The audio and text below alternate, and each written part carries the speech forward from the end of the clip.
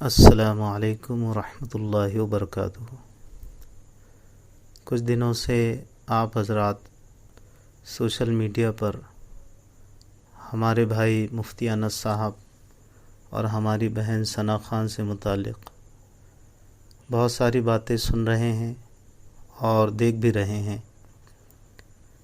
گرچہ عموماً ہم اس طرح کے موضوعات پر گفتگو نہیں کرتے، لیکن بہت سارے دوستوں کے کچھ سوالات بھی اور بعض دفعہ اعتراضات بھی سامنے آ رہے ہیں، تو اس سلسلے میں صرف دو باتیں آپ حضرات کی خدمت میں عرض کرنا ہے۔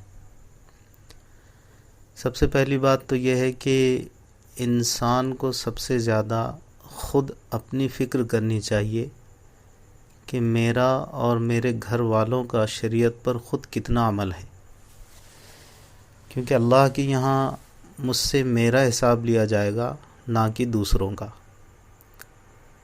اور پھر یہ کہ توبہ کے بعد انسان تربیت کا محتاج ہوتا ہے، جو رفتہ رفتہ ہی ہوتی ہے، بلکہ تربیت کے معنی ہی یہی ہوتے ہیں۔ توبہ کے بعد کوئی ضروری نہیں ہے کہ فوراً ہی کوئی جنید بغدادی یا رابعہ بصری بن جائے۔ تاہم دوسری بات جو عرض کرنا ہے وہ یہ ہے کہ بہرحال شریعت نے عورت کا سب سے بڑا حسن ہی پردہ کرنے میں رکھا ہے، اور چہرے کا پردہ بھی بہرحال فرض ہے۔ اس پہلو سے یقیناً ہمارے بھائی مفتی انس صاحب کے ذہن میں بھی اور ہماری بہن ثنا خان کے دل میں بھی مکمل پابندی کی فکر اور نیت تو ضرور ہوگی۔ اس بنا پر ماشاءاللہ اس مبارک جوڑے کو یہ مشورہ دیا جا سکتا ہے، بلکہ گزارش کی جا سکتی ہے کہ اگر ابھی سے سوشل میڈیا سے متعلق کچھ احتیاطیں برتی گئیں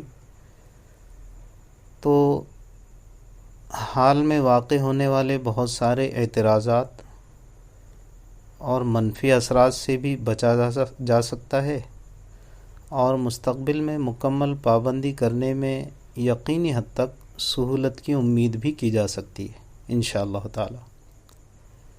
لہٰذا اگر کچھ احتیاطیں برتی گئیں تو کچھ اعتراضات جو اٹھ رہے ہیں یا بہرحال کچھ منفی اثرات جو مرتب ہو رہے ہیں اس سے بچنا بھی آسان ہو جائے گا، اور انشاءاللہ مستقبل میں پھر 100% پابندی کرنا بھی یقینی حد تک آسان ہو جائے گا انشاءاللہ۔